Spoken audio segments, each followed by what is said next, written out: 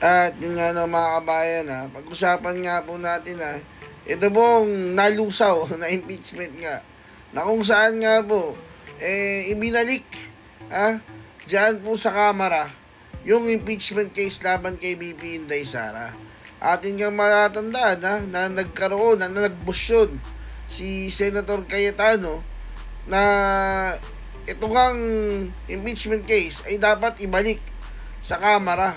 Ito nga ay may kaugnayan sa gustong mangyari ni Senator Bato na tuluyan ngang lusawin o i-dismiss na itong impeachment case, mga kabayan. Buti na nga lang, sabi ko nga sa inyo mga kabayan, buti na nga lang po pumayag pa itong si Senator Bato na ibalik na lang sa Kamara yung impeachment case. Kasi kung tutuusin mga kabayan, talagang dapat lusaw na talaga yan mga kabayan. Dismiss na po dapat talaga yan. Mukhang naawa po mukhang naawa po si Senator Bato dito kay Coco Pimentel. Di ba nga, atin nga pong nalalaman na ito si Coco Pimentel, hanggang na lang po ito hanggang June 30. At di nga po ito nadalo bilang mayor doon sa kanyang tinakbuhang lugar. Kaya nagpapasikat po ito ngayon. Siguro dahil na rin sa magkakasama po sila dyan sa Senado. Pinagbigyan na po si Senator Bato itong si Coco Pimentel. Ito nga yung tatandaan ninyo mga kabayan. Hindi pwedeng sa politika tali-talinuhan ka lang mga kabayan. Hindi pwedeng politiko ka, matalino ka lang.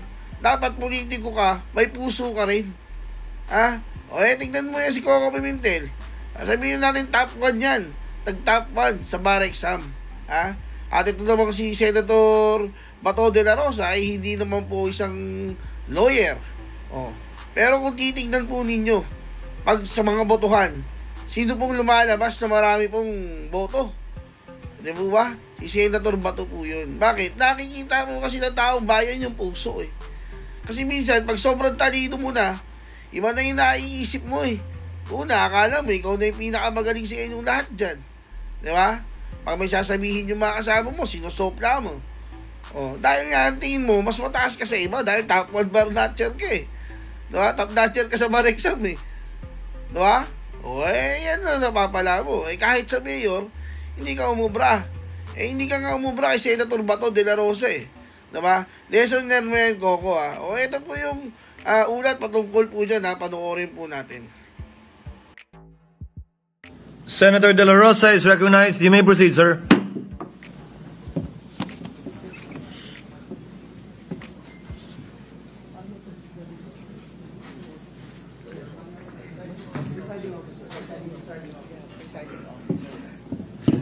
Thank you, Mr. Presiding Officer. Sir.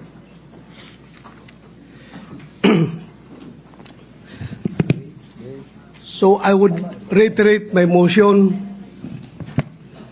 The Can motion. you restate the motion you made earlier while the Senate was sitting in plenary session? Yes, Mr. President. In the spirit of true action, therefore, allow me to end by moving. I respectfully move that in view of its constitutional infirmities and question on the jurisdiction and authority of the 20th Congress, the verified impeachment complaint against Vice President Sara Zimmerman Duterte be dismissed.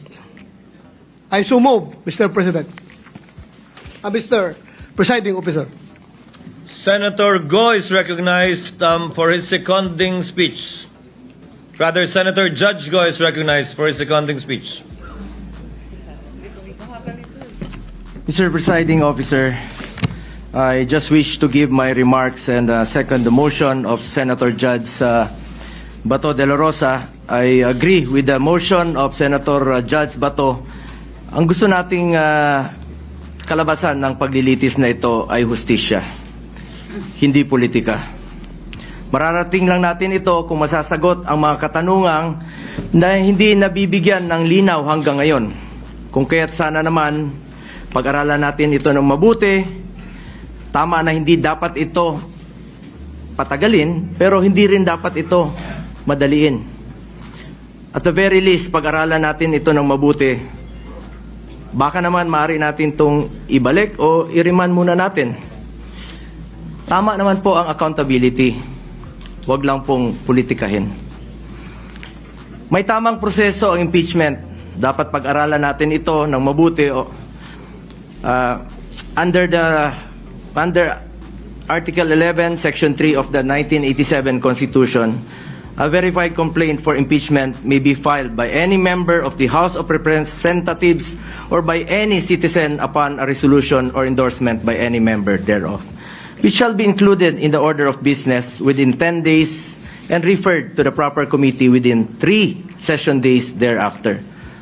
On December 2, 2024, the first impeachment complaint endorsed by members of the House of Representatives was filed before the Secretary General of the lower house.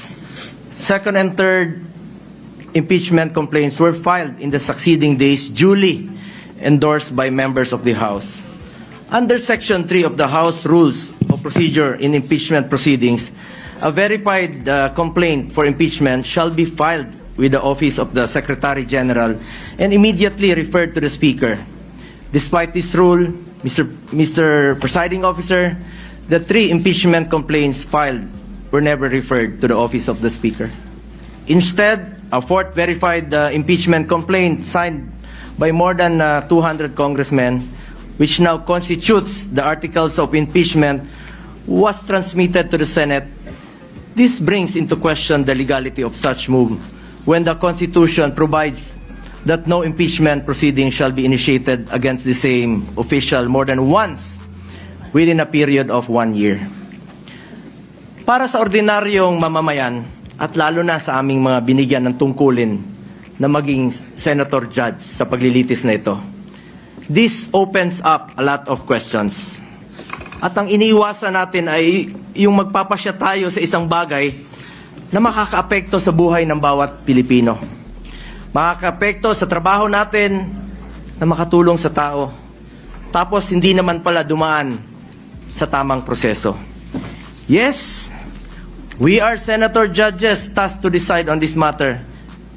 And we took an oath to be impartial.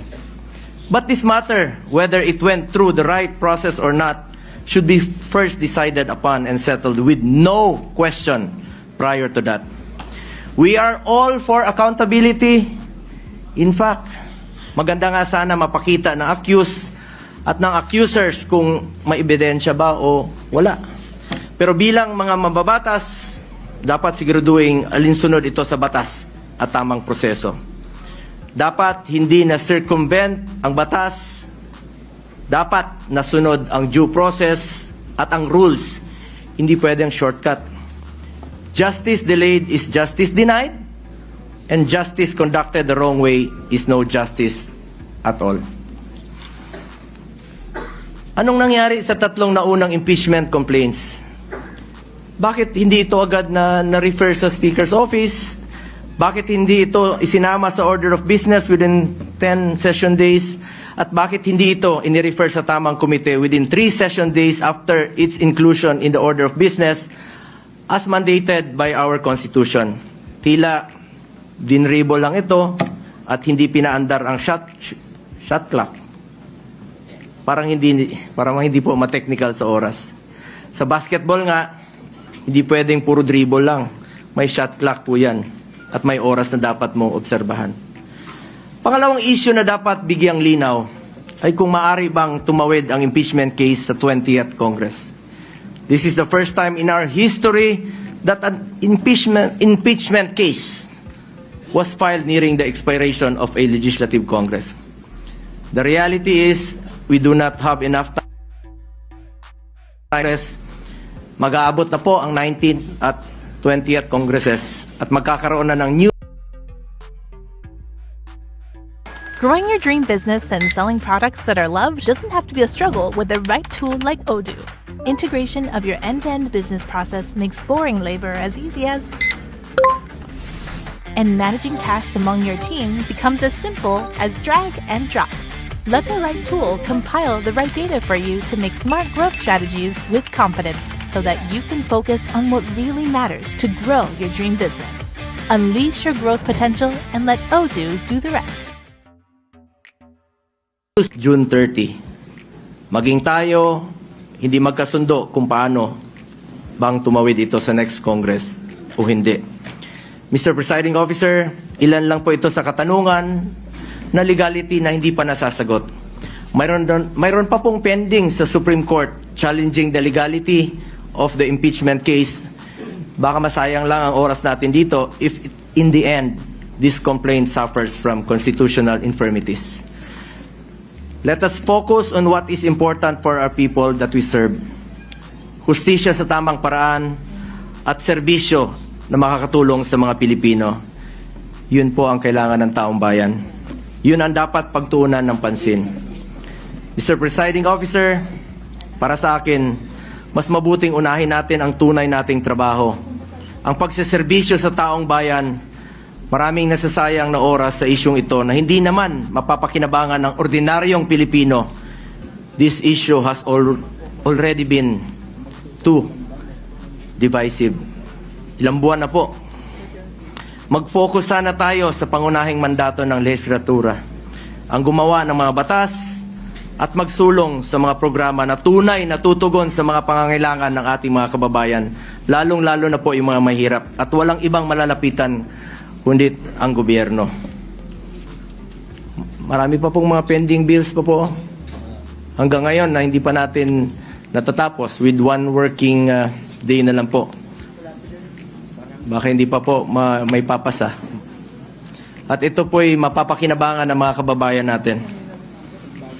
Dapat yan po ang ating unahin. As raised by some of our colleagues yesterday, that in as far as the impeachment case is concerned, based on the results of the recent midterm elections, I believe the Filipino people have decided at ang kanilang desisyon, mas gusto po nilang tutukan natin ang trabaho at serbisyo. Tama na, tigilan na natin ang pamumulitika. 3 taon na lang po matatapos na ang termino ng Vice Presidente. Election na naman at antayin nyo lang sana. Ang importante sa ating mga kababayan ay may pagkain sa kanilang hapagkainan. May matibay na healthcare system na kayang tumugon sa pangangailangan ng may sakit, disenteng trabaho at marangal na pagkakakitaan, dekalidad at abot-kayang edukasyon, at ang katiyakan at panatag na ligtas silang makakauwi kahit sa gabi. Hindi naman nakakain itong impeachment. Sana pwede ninyong ikonsidera at the very least, bago tayo maglitis dito, siguraduhin muna natin na nasa tama na prosesong tinahak natin dito. At the very least nga, sabi ko, marahil pwedeng ibalik o i-remand muna na ito sa pinagmulan sa House of Representatives dahil marami pang ang katanungan ang legally hindi nasasagot. Mas mabuting siguraduhin natin na sumunod sa proseso ang anumang kaso na ating diringgin para hindi masayang ang ating oras. Sang-ayon po ako na hindi natin ito dapat patagalin. Kahit si Vice President Sara Duterte gusto naman harapin ang kaso, ngunit wala ring dapat may gusto na madaliin po ito. Paano kung magsimula na tayo ngayon at magdesisyon ang Supreme Court na unconstitutional ang ginawang procedure ng House of Representatives? Paano kung sabihin nila na hindi pwedeng tumawid sa 20th Congress? Ano ang magiging aksyon natin? This puts us in a possible conflict with the decision of the Supreme Court. We must be prudent about this matter. Mr. Presiding Officer, I just want to reiterate, hindi ko po tinatalikuran ang aking sinumpaang mandato. Tungkulin ko yan as Senator Judge, kahit araw-araw tayong maglitis dito. But we would also be remiss of our duty kung hindi natin siguraduhin na dumaan ito sa tamang prosesong nakasaad sa ating konstitusyon. At kilala ko po ang mga Duterte, Mr. Presiding Officer. Hindi sila tumatakas sa accountability, hindi sila tumatalikod sa hamon ng buhay, hindi sila tumatalikod sa kanilang tungkulin. Maraming beses nang sinabi ni dating Pangulong Duterte na handa nga siyang sumagot at harapin ang mga inaakusa sa kanya, pero dito po sa ating bayan, hindi sa ibang bansa.